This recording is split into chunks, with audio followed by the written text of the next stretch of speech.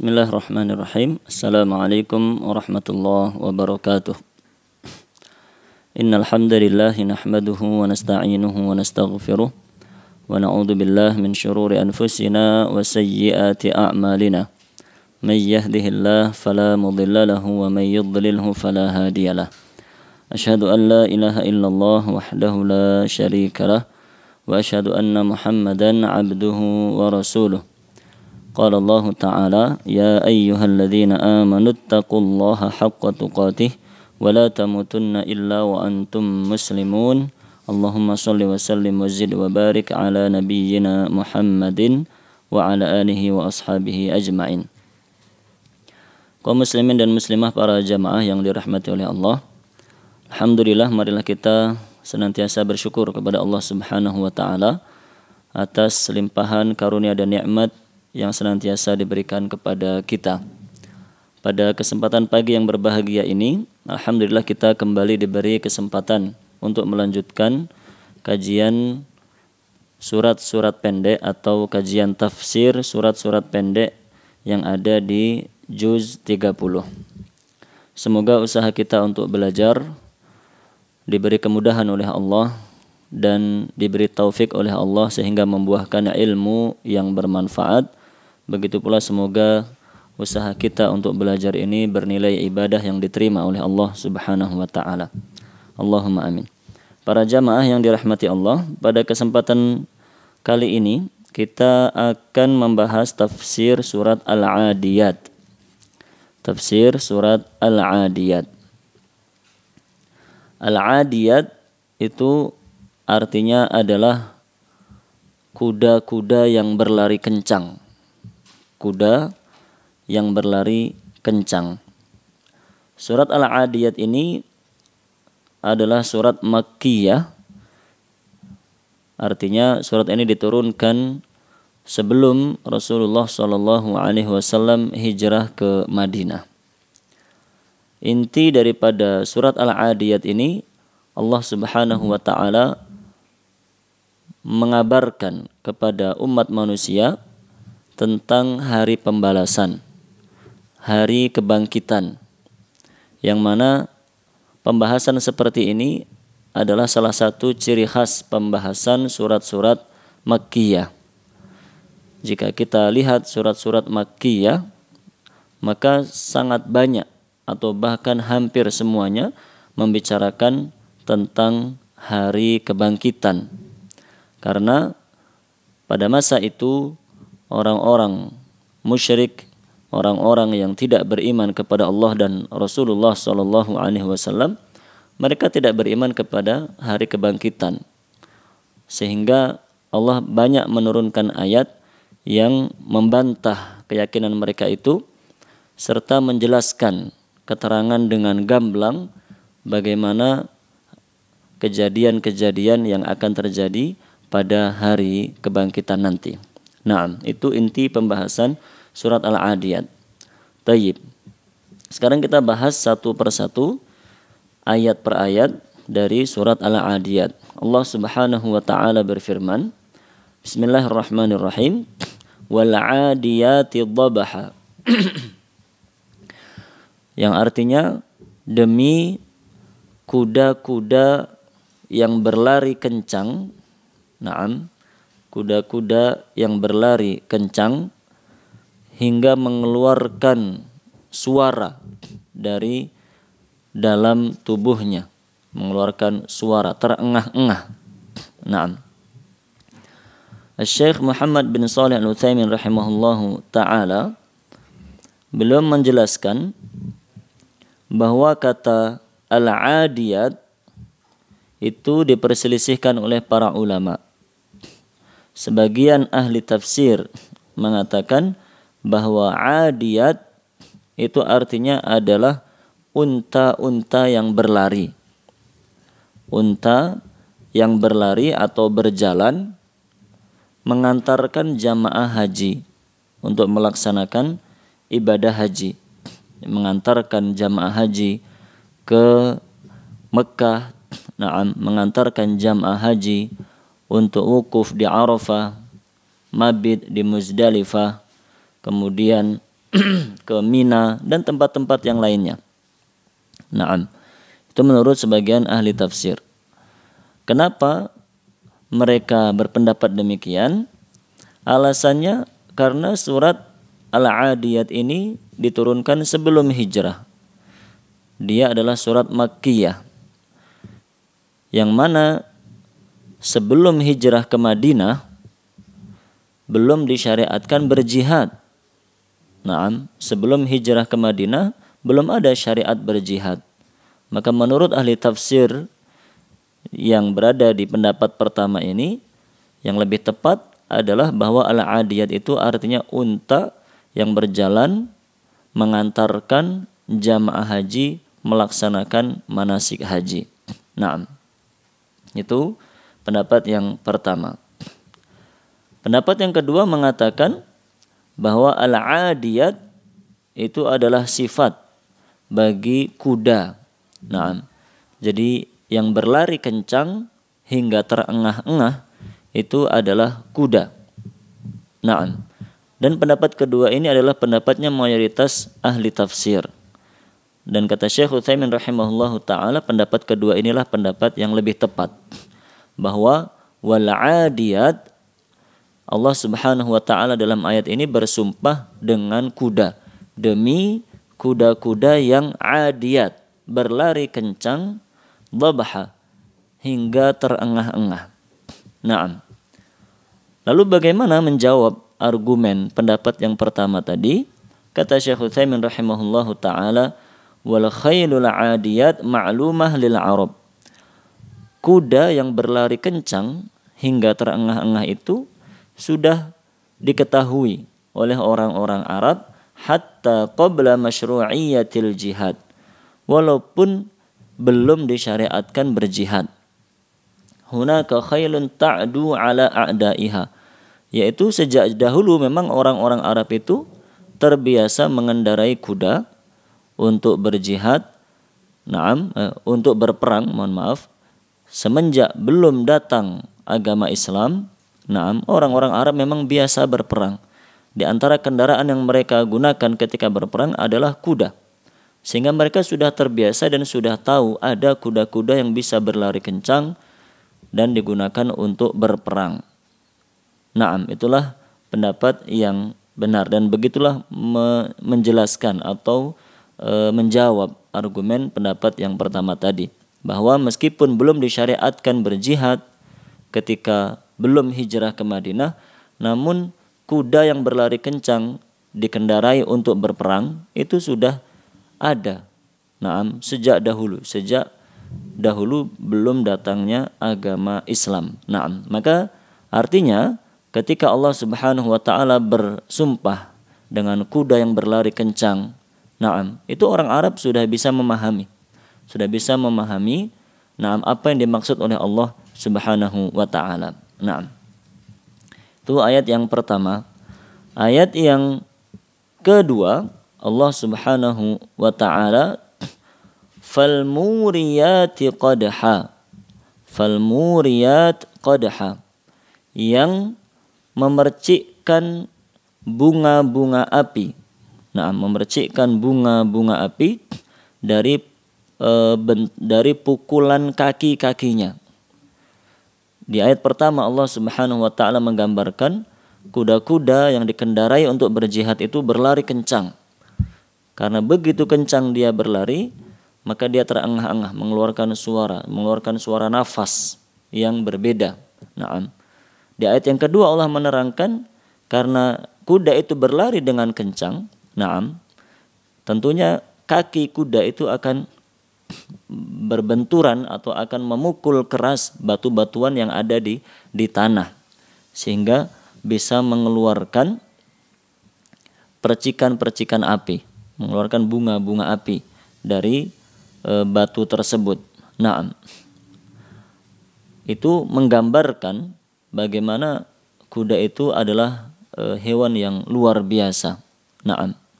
Kuda itu hewan yang luar biasa. Oleh karenanya Allah sampai bersumpah dengan kuda pada ayat-ayat ini. Kita ketahui para jamaah yang dirahmati oleh Allah, bahwa Allah itu bersumpah dengan apa saja yang Dia kehendaki. Allah bersumpah dengan dirinya sendiri, na'am. Begitu pula bersumpah dengan makhluk-makhluknya. Maka dalam Al-Quran kita dapati Allah bersumpah dengan dirinya sendiri. Misalnya dalam firman Allah, فَوَرَبِّ السَّمَاءِ وَالْأَرْضِ na'am innahu lahaqqun mithlama فَوَرَبِّ السَّمَاءِ وَالْأَرْضِ innahu lahaq. Allah Subhanahu wa taala berfirman, demi Tuhan langit dan bumi. Demi Tuhan langit dan bumi, artinya demi Allah. Allah bersumpah dengan dirinya sendiri. Sesungguhnya Al-Quran itu adalah benar. Nah, begitu pula dalam banyak surat dan ayat di juz 30 Allah bersumpah dengan makhluk-makhluknya. Dan Allah hanya bersumpah dengan makhluk-makhluknya yang agung, yang hebat, yang mulia. Allah bersumpah dengan matahari, bersumpah dengan waktu siang, waktu malam, bersumpah dengan bulan, dan seterusnya. Lah dalam surat Al-Adiyat Allah bersumpah dengan kuda yang berlari kencang hingga memercikkan api dari pukulan kakinya ke bebatuan. Itu menunjukkan bagaimana kuda itu makhluk yang luar biasa, bisa digunakan untuk berbagai kebutuhan. Naam. Dan kemampuan kuda itu tidak dimiliki oleh hewan-hewan yang lainnya. Naam. Maka dalam sebuah hadis Rasulullah sallallahu alaihi wasallam bersabda, al-khail ma'qudun fi nawasiha al-khair ila yaumil qiyamah. Kuda itu di ubun-ubunnya terikat kebaikan sampai hari kiamat. Kuda itu di ubun-ubunnya terikat kebaikan. Nah, ditanamkan kebaikan oleh Allah hingga hari kiamat. Maka sampai sekarang bahkan sampai hari kiamat pun kuda itu adalah hewan yang mulia. Nah, mulia dalam artian hewan yang memiliki banyak kelebihan, yang diberi kelebihan oleh Allah Subhanahu wa taala. Bukan mulia dalam arti harus dikultuskan, disembah, tidak begitu. Nah, ayat yang ketiga Allah Subhanahu wa taala masih membicarakan tentang kuda. Allah berfirman, fal mughirati subha. Kemudian kuda-kuda itu mughirat, menyerang musuh, subha, pada waktu pagi. Naam. Kata Syekh Utsaimin rahimahullahu taala, wa hadza ahsan ma yakunu fil igharah. Inilah waktu yang paling tepat untuk memulai peperangan. Menyerang musuh itu paling bagus dilakukan di pagi hari. An yakuna fis sabah, yaitu di pagi hari. Kenapa? Li'annahu fi ghaflatin wa naumin. Karena ketika itu musuh-musuh masih lengah, maksudnya belum siap. Nah, mereka belum mempersiapkan kekuatannya. Wa naumin, bahkan mungkin sebagiannya masih tidur. Nah, wa hatta law istayqadha minal gharah fasawfa yakunu ala kasal wa ala i'ya. Walaupun seandainya sudah bangun musuh-musuh itu di pagi hari, tapi tetap saja karena diserang tiba-tiba di pagi hari, maka persiapannya belum maksimal. Sehingga dalam ayat ini Allah Subhanahu wa taala menyebutkan salah satu kelebihan kuda. Nah, yaitu bisa diajak untuk berperang meskipun masih pagi buta, Masya Allah. Beda dengan hewan-hewan yang lain. Nah, hewan-hewan yang lain itu pagi malas-malasan begitu. Nah, masih tidur dan seterusnya. Kuda kapan saja diajak berangkat berperang, sekalipun itu di pagi hari, naam, maka dia siap. Dan begitu kebiasaan Rasulullah SAW. Seperti disebutkan dalam buku-buku sejarah bahwa Rasulullah SAW naam, tidak menyerang musuh di malam hari. Naam, beliau menunggu hingga pagi hari, memastikan apakah di negeri itu dikumandangkan azan ataukah tidak. Jika tidak terdengar azan subuh, berarti itu adalah negeri kafir. Maka beliau menyerangnya di pagi hari. Nah, ayat yang keempat Allah berfirman, fa'atharna bihi naqa'a. Sehingga dengan lari yang kencang itu kuda menerbangkan debu-debu. Nah, kuda menerbangkan debu-debu karena dia tadi berlari kencang, kakinya memukul-mukul di tanah dengan kuat, akhirnya dia menerbangkan debu-debuan. Fawasatna bihi jam'a. Sampai ayat yang kelima Allah masih membicarakan tentang kelebihan kuda, yaitu fawasatna bihi jam'a, sehingga kuda itu berlari terus sampai mencapai tengah-tengah barisan musuh. Kuda itu berlari sekencang-kencangnya, dengan penuh keberanian sampai mencapai barisan pertengahan musuh. Jadi ini juga kelebihan kuda, bahwa ketika diajak berperang, sekalipun dia melihat yang di depannya itu membawa senjata, tapi jika dia diajak berlari, dia tetap akan berlari menembus barisan musuh sampai di tengah-tengah, mengantarkan penunggangnya untuk berperang di tengah-tengah musuh, melawan musuh dari dalam, bukan dari kejauhan. Beda dengan sebagian hewan. Sebagian hewan itu ketika melihat di depannya ada yang membawa senjata, dia akan ketakutan. Tidak berani mendekat. Kuda tidak demikian, tetap berani. Berlari kencang sampai di tengah-tengah barisan musuh. Maka di ayat-ayat atau di 5 ayat pertama dari surat Al-Adiyat ini, Allah Subhanahu wa taala mutlak bersumpah dengan kuda yang berlari kencang, dan Allah menjelaskan kelebihan-kelebihan kuda. Setelah itu barulah Allah menjelaskan hal yang terkait dengan manusia.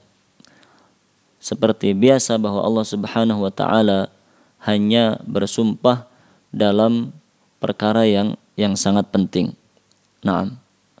Allah Subhanahu wa taala ketika membuka firman-Nya dengan sumpah menunjukkan Allah akan menyampaikan sesuatu yang sangat penting.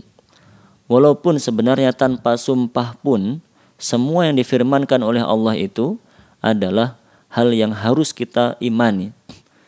Manusia sama sekali tidak boleh, sama sekali tidak boleh meragukan atau sampai menolak firman Allah. Dengan alasan itu firman yang tidak penting karena tidak dibuka dengan sumpah. Tidak boleh, semua firman Allah kita imani, kita percayai. Namun Allah Subhanahu wa taala seringkali menegaskan dengan sumpah. Tujuannya apa? Tujuannya agar kita lebih memperhatikan. Maka dalam kelanjutan surat Al-Adiyat ini Allah menyampaikan, Innal insana lirabbihi lakanud. Sesungguhnya manusia itu adalah makhluk yang sangat ingkar. Lirabbihi, kepada Tuhannya. Sesungguhnya manusia itu makhluk yang sangat ingkar, makhluk yang sangat kufur kepada Tuhannya, kepada nikmat-nikmat Tuhannya. Sebagian ahli tafsir mengatakan yang dimaksud dengan insan, manusia dalam ayat ini adalah orang-orang kafir. Maka arti ayatnya sesungguhnya orang-orang kafir itu ingkar atau sangat ingkar kepada Tuhannya, kepada Allah Subhanahu wa taala. Namun yang benar wallahu alam seperti disampaikan oleh Syekh Utsaimin rahimahullah, bahwa ayat ini bermakna umum, bahwa seluruh manusia itu memiliki sifat dasar ingkar. Memiliki sifat dasar ingkar kepada Allah Subhanahu wa taala, memiliki sifat dasar tidak bersyukur kepada Allah Subhanahu wa taala. Karena memang manusia itu memiliki sifat-sifat dasar yang buruk.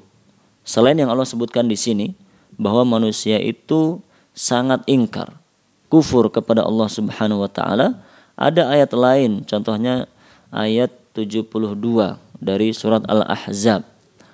Allah juga menjelaskan bagaimana sifat dasar manusia. Allah berfirman, Innahu kana zaluman jahula.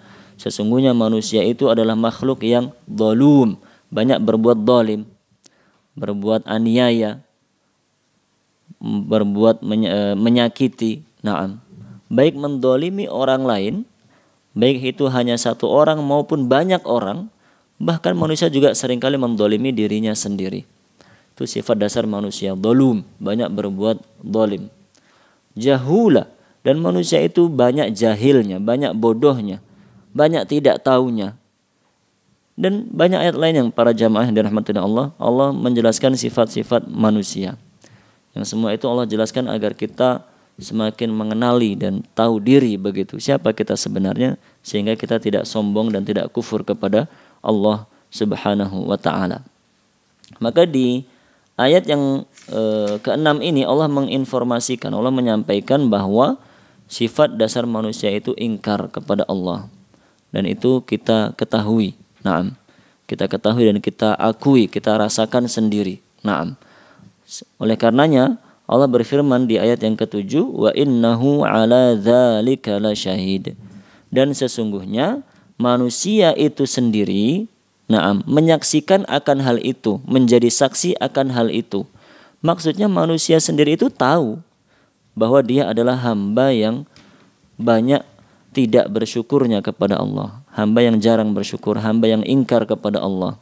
Ketika mendengar, ketika mendengar ajakan untuk beribadah kepada Allah, kemungkinannya kita melaksanakan ibadah itu, tapi kemudian sedikit demi sedikit kita mulai merasa bosan, merasa malas untuk mengerjakan ibadah itu, akhirnya kita berani meninggalkan ibadah itu, waliyadzubillah. Atau kemungkinan lebih buruk lagi, sejak awal kita mendengar ajakan itu untuk beribadah kepada Allah, kita sudah tidak mau melaksanakannya lagi, ingkar kepada perintah-perintah Allah.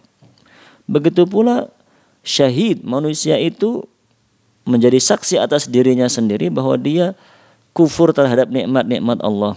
Artinya jarang bersyukur, jarang mensyukuri nikmat-nikmat Allah Subhanahu wa ta'ala. Padahal Allah Subhanahu wa ta'ala memberi nikmat yang tidak terbatas kepada kita, baik lahiriah maupun batiniyah. Baik yang nikmatnya sifatnya hanya satu kali seumur hidup, maupun nikmat yang sifatnya setiap hari sepanjang kita masih hidup. Semuanya Allah berikan kepada kita. Kewajiban kita adalah untuk mensyukuri nikmat-nikmat itu, tapi seringkali kita lupa, tidak bersyukur kepada Allah Subhanahu wa ta'ala. Bukankah sering ketika kita mendapat nikmat, misalnya dapat nikmat berupa, kalau orang sudah bekerja itu misalnya dapat bonus. Seorang pegawai ketika bekerja dengan baik, dengan giat, tiba-tiba dia mendapatkan bonus. Apa yang kita rasakan ketika itu? Kita merasa bonus itu kita dapatkan karena memang kita rajin bekerja, kita disiplin, kitalah yang bekerja dengan maksimal, menyelesaikan semua tugas. Maka kita merasa memang saya berhak mendapatkan bonus itu. Tanpa ada rasa dalam hati kita bahwa bonus itu adalah rezeki, karunia dari Allah Subhanahu wa ta'ala. Allah yang menggerakkan hati atasan kita untuk memberi bonus kepada kita. Allah yang memberi kemudahan kepada atasan kita, untuk memberi bonus kepada kita. Seandainya bukan karena Allah yang mengatur itu semuanya, mau serajin apapun kita tidak dapat apa-apa, kan begitu. Tapi kita seringkali melupakan hal seperti itu. Atau misalnya yang lebih sederhana, misalnya kita di rumah bisa makan, bisa minum setiap hari. Bisa makan, bisa minum setiap hari. Maka seringkali ketika makan dan minum itu kita tidak ingat bahwa apa yang kita makan, apa yang kita minum itu adalah pemberian Allah.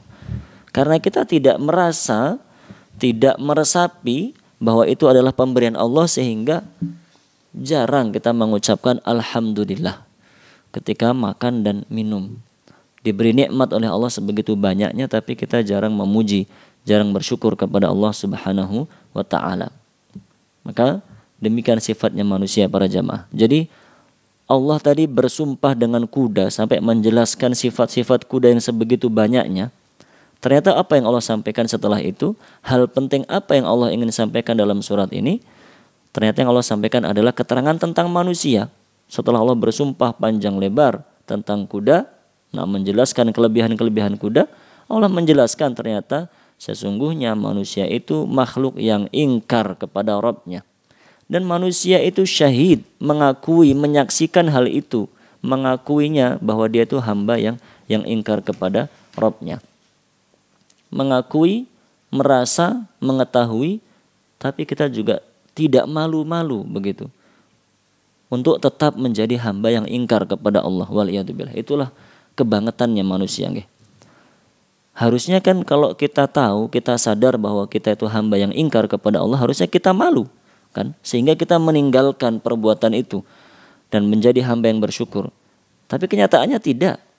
Tidak sedikit di antara hamba-hamba Allah sudah merasa bahwa dia kurang bersyukur, tapi tetap santai-santai saja, tidak memperbaiki diri, tidak meningkatkan rasa syukurnya kepada Allah Subhanahu wa taala.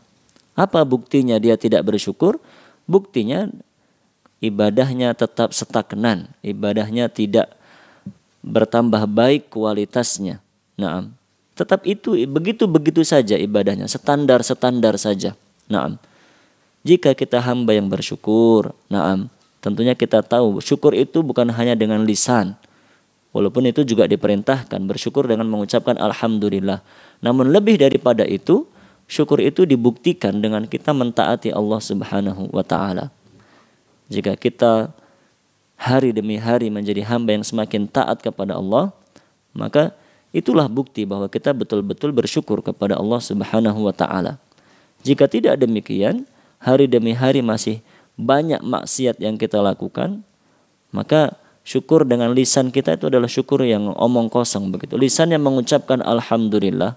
Nah, tapi ternyata nikmat yang diberikan oleh Allah kepada kita, kita habiskan, kita gunakan untuk bermaksiat kepadanya. Waliyadzubillah min dzalik. Naam. Dan nanti di akhirat, kaum muslimin dan muslimah yang dirahmati oleh Allah Subhanahu wa taala, nanti di akhirat kita pun akan mengakui kesalahan-kesalahan kita ini. Naam. Jadi bedanya di dunia dan di akhirat, di dunia kita itu menyadari, mengakui bahwa kita hamba yang kufur, hamba yang ingkar, hamba yang tidak bersyukur kepada Allah. Naam. Tapi di dunia rasa pengakuan itu bisa kita acuhkan begitu, bisa kita lupakan. Sehingga kita bisa terus kufur seperti tadi waliyadzubillah, walaupun kita tidak boleh kufur. Naam. Tapi di dunia pengakuan itu bisa kita biarkan begitu saja berlalu. Naam. Sedangkan nanti di hari akhirat, kalau di dunia ini kita tidak segera memperbaiki diri kita, nanti di akhirat pengakuan tentang dosa dan kesalahan kita itu membuat kita akan disiksa oleh Allah Subhanahu wa taala. Artinya kita akan mengakui pada hari akhirat itu tentang kesalahan-kesalahan kita, dan ketika itu kita tidak bisa lagi melupakan begitu saja. Nah, bahkan kalau memang sudah dijelaskan atau diperlihatkan di hadapan kita dosa-dosa kita, kemudian Allah tidak mengampuni dosa-dosa itu, Allah ingin menyiksa kita, maka kita tidak bisa berlari, tidak mungkin kabur dari siksa Allah Subhanahu wa taala. Allah Subhanahu wa taala berfirman, dalam surat An-Nur ayat ke-24. Yauma tashhadu 'alaihim alsinatuhum wa aydihim wa arjuluhum bima kanu ya'malun. Pada suatu hari di mana akan memberi persaksian di hadapan Allah. Yang akan memberi persaksian adalah lisan-lisan kita. Lisan kita bersaksi di hadapan Allah, mengakui kesalahan dan dosa-dosa kita. Wa aydihim, begitu pula tangan-tangan kita. Tangan-tangan manusia itu akan bersaksi di hadapan Allah. Tangan kita bisa berbicara di hadapan Allah nanti, mengakui seluruh dosa yang dikerjakan dengan tangan. Wa arjuluhum, begitu pula kaki-kaki mereka. Kaki itu akan berbicara, memberi persaksian di hadapan Allah bima kanu ya'malun, dengan segala yang mereka kerjakan. Itulah pengakuan kita nanti pada hari kiamat. Maksudnya jika kita tidak segera bertaubat kepada Allah, maka itu akan terjadi kepada kita waliyadzubillah. Maka kita mohon semoga kita diberi kemudahan oleh Allah Subhanahu wa taala untuk bisa bertaubat dan meninggalkan dosa-dosa yang kita lakukan. Nah, sehingga jangan sampai itu terjadi kepada kita. Jangan sampai terjadi kepada kita nanti pada hari akhirat seluruh anggota tubuh kita bersaksi tentang dosa-dosa yang kita kerjakan. Harapannya agar tubuh-tubuh kita itu, anggota tubuh kita itu menjadi saksi atas kebaikan-kebaikan kita. Naam. saksi atas solat yang kita kerjakan, saksi atas sedekah yang kita keluarkan, na'am, dan seluruh amal-amal soleh yang lainnya. Na'am. Ayat ke-8 Allah menegaskan di antara sifat manusia, selain tadi manusia adalah hamba yang ingkar kepada Allah. Allah berfirman di ayat ke-8, wa innahu lihubbil khairi lasyadid. Dan sesungguhnya manusia itu sangat mencintai al-khair. Manusia itu sangat mencintai harta. Sesungguhnya manusia itu benar-benar mencintai harta. Dalam ayat ini Allah Subhanahu wa taala menyebut harta dengan kata al-khair, yang mana secara bahasa al-khair itu artinya adalah kebaikan. Naam. Allah menamakan harta dengan nama al-khair, sesuatu yang baik. Naam. Dan itu juga ada dalam firman Allah yang lain, yaitu dalam surat Al-Baqarah ayat 180. Allah berfirman, kutiba alaikum, diwajibkan atas kalian, idza hadara ahadakumul maut, apabila salah seorang di antara kalian meninggal dunia, in taraka khairan al-wasiyah, diwajibkan untuk memberi wasiat. Apabila dia meninggalkan harta, apabila dia memiliki harta yang ditinggalkan. Yang kita bahas adalah bukan tentang hukum ayat ini, tidak membahas apa itu hukum wasiat, bagaimana kaitannya dengan warisan, ayat ini mansukh atau tidak mansukh, bukan itu yang kita bahas. Yang kita bahas adalah dalam ayat ini Allah Subhanahu wa taala menyebut harta atau menamai harta dengan nama khairan. Sama dengan yang ada dalam surat Al-Adiyat tadi. Sesungguhnya manusia itu benar-benar mencintai al-khair, yaitu mencintai harta. Naam. Dan itu selaras dengan fitrahnya manusia. Fitrahnya manusia itu mencintai harta. Nah, maka sebenarnya para jamaah yang dirahmati oleh Allah, mencari harta itu tidak tercela. Tidak tercela karena fitrah manusia mencintai harta. Zuyyina linnas hubbus syahwat. Dijadikan indah di hati manusia, yaitu memiliki syahwat kepada apa? Minan nisa. Syahwat atau keinginan kepada wanita, maksudnya kepada lawan jenis. Laki-laki suka kepada wanita dan sebaliknya. Wal banin, menyukai anak-anak keturunan, senang, bangga jika bisa memiliki anak-anak keturunan. Wal qanatiril muqantarah, dan harta-harta yang tersimpan, minadz zahabi wal fiddah, berupa emas dan perak. Begitu pula wal khailil musawwamah, dan manusia itu suka kepada kuda-kuda yang hebat, yang kuat. Maksudnya menyukai kendaraan, itu fitrahnya manusia. Suka jika memiliki kendaraan yang bisa dipakai untuk memenuhi kebutuhannya. Wal an'am, binatang-binatang ternak, itu juga fitrahnya manusia. Suka jika memiliki peliharaan. Wal harth, begitu pula suka kepada tanah dan ladang. Naam. Itu Allah firmankan dalam surat Ali Imran, menjelaskan bahwa begitulah fitrahnya manusia. Maka dalam konteks pembahasan ayat ini, ketika Allah menamai harta itu dengan sebutan al-khair, itu sejalan dengan fitrahnya manusia, yaitu manusia suka kepada harta. Sehingga mencintai harta itu sah-sah saja, sah-sah saja, dan itu manusiawi. Manusiawi, kita mencintai harta. Karena dengan harta kita memenuhi kebutuhan kita. Naam. Harta berupa makanan, minuman, itu harta. Naam. Harta berupa tempat tinggal, itu kebutuhan kita. Harta berupa pakaian, itu kebutuhan kita. Harta berupa uang, itu juga untuk memenuhi kebutuhan kita. Maka mencintai harta itu sah-sah saja dan boleh. Nah, kita diperintahkan mencari harta untuk memenuhi kebutuhan kita. Dan kita tidak boleh bermalas-malasan dengan dalih begitu. Dalih saya tidak cinta dunia, saya cinta akhirat. Maka saya ibadah terus. Akhirnya apa yang terjadi? Orang seperti ini kekurangan kehidupannya. Dia hidup dari belas kasihan orang-orang. Atau dengan sengaja dia meminta bantuan kepada orang-orang. Ini justru tercela. Yang benar bahwa kita diperintahkan memenuhi kebutuhan kita. Naam. Harta kita cari, namun ingat bahwa ada batasnya. Cinta kepada harta ada batasnya. Kita hanya dibenarkan mencari sesuai dengan kebutuhan kita. Kalau sudah kelewatan batas, naam, maka itulah yang tercela. Kelewatan batas ditandai dengan ketika kita mencari harta, sehingga cinta kita kepada harta itu lebih besar daripada cinta kita kepada ibadah dan ketaatan kepada Allah. Kita itu terlalu terobsesi dengan harta.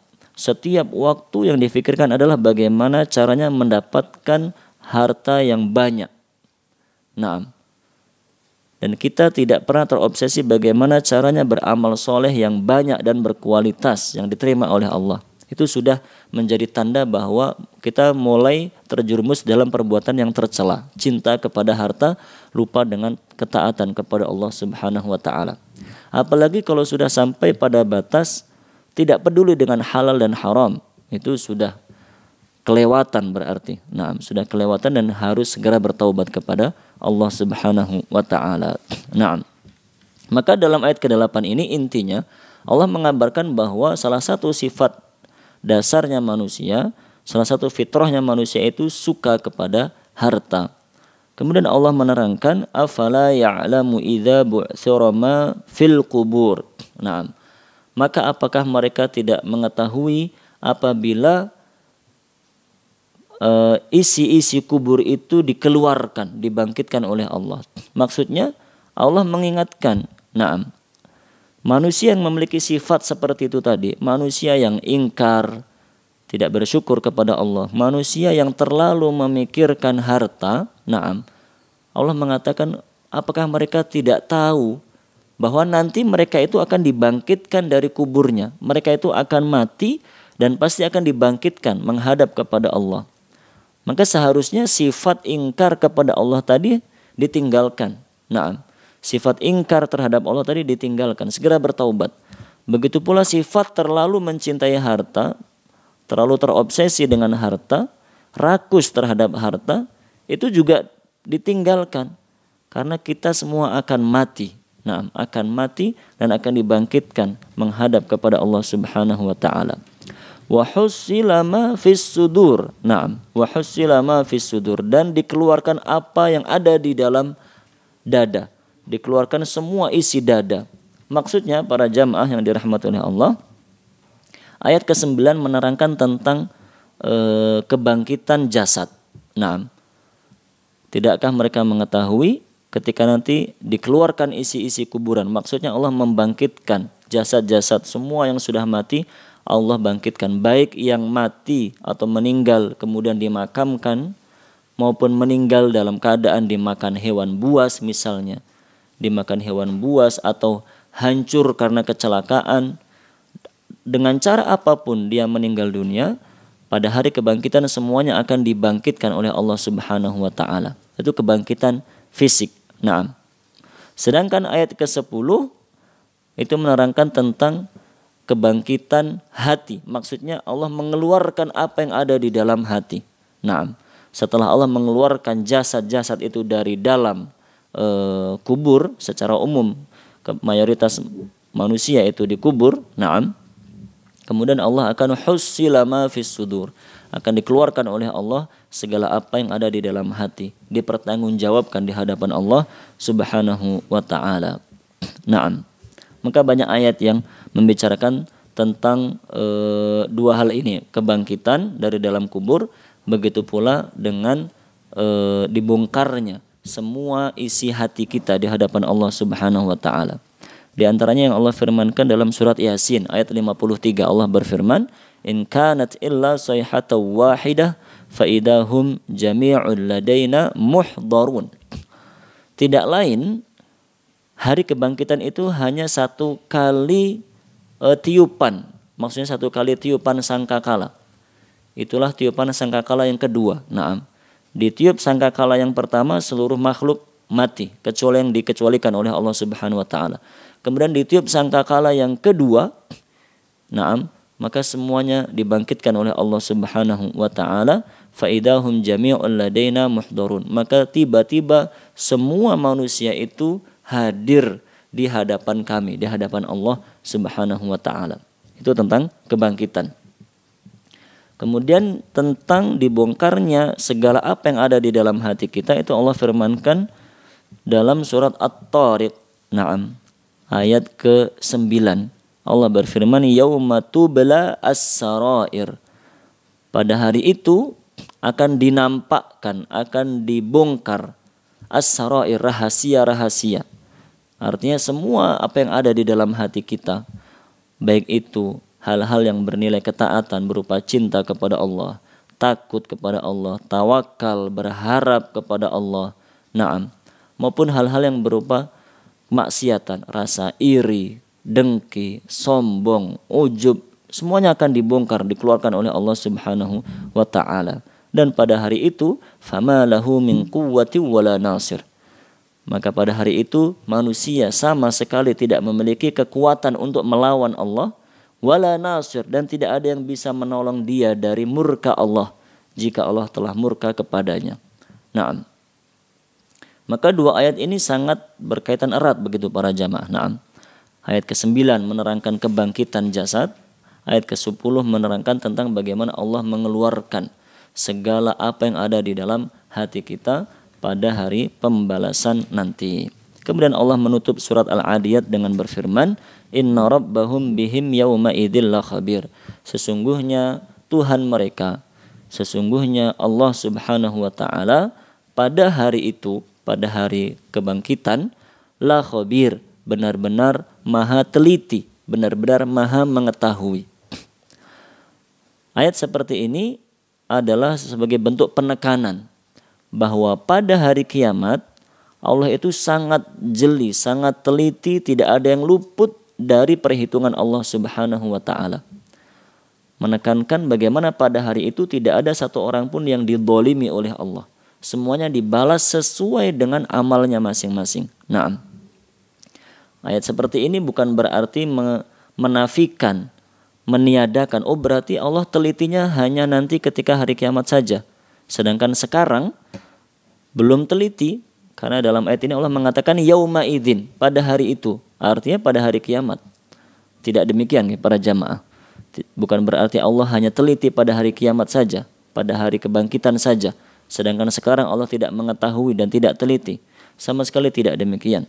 Yang Allah firmankan dalam ayat terakhir ini maksudnya adalah penekanan. Pada hari itu Allah maha teliti, maha mengetahui semua yang dibongkar, diperlihatkan oleh Allah di hadapan manusia itu, semuanya diketahui oleh Allah dan semuanya dibalas sesuai dengan amalnya masing-masing. Tidak ada sama sekali Allah salah memberi balasan kepada hamba-hambanya. Nah, karena apa? Karena seperti diterangkan oleh para ulama bahwa penimbangan amal, timbangan amal yang ada pada hari kiamat itu memiliki dua sifat, yaitu detail. Pertama, timbangan itu bersifat adil. Timbangan Allah itu bersifat adil. Adil artinya meletakkan sesuatu pada tempatnya. Yang orang baik pasti akan lebih berat timbangan kebaikannya. Yang orang jahat pasti akan lebih berat timbangan keburukannya. Allah maha adil, sehingga Allah memberikan balasan tepat, tidak ada yang meleset sedikit pun. Begitu pula Allah menjadikan timbangan amal itu memiliki sifat yang kedua, yaitu detail. Detail sehingga tidak ada sedikit pun yang luput dari perhitungan Allah Subhanahu wa taala. Naam. Demikian kajian kita pada kesempatan pagi yang berbahagia ini para jamaah yang dirahmati oleh Allah. Semoga menjadi ilmu yang bermanfaat bagi diri saya pribadi dan jamaah sekalian. Intinya surat ini mengingatkan kepada kita bahwa manusia itu memiliki sifat yang buruk. Ingkar kepada Allah, cinta dunia, dan melupakan ketaatan-ketaatan kepada Allah. Maka yang seperti ini adalah peringatan bagi kita agar kita meninggalkan sifat-sifat tersebut, segera bertaubat kepada Allah, memperbaiki diri, memperbanyak amal soleh dan menjaga kualitas amal soleh kita. Dengan itu semoga kita menjadi hamba-hamba yang diridhoi dan dirahmati oleh Allah Subhanahu wa taala, sehingga kita menjadi hamba yang selamat di dunia dan di akhirat. Naam, Allahumma amin. Semoga menjadi ilmu yang bermanfaat, dan atas sangat banyak kekurangan mohon maaf yang sebesar-besarnya. Saya akhiri dengan doa kafaratul majlis. Subhanakallahumma bihamdik asyhadu an la ilaha illa anta astaghfiruka wa atubu ilaik. Wa sallallahu ala nabiyyina Muhammad wa ala alihi wa sahbihi ajma'in. Thumma assalamu alaikum warahmatullahi wabarakatuh.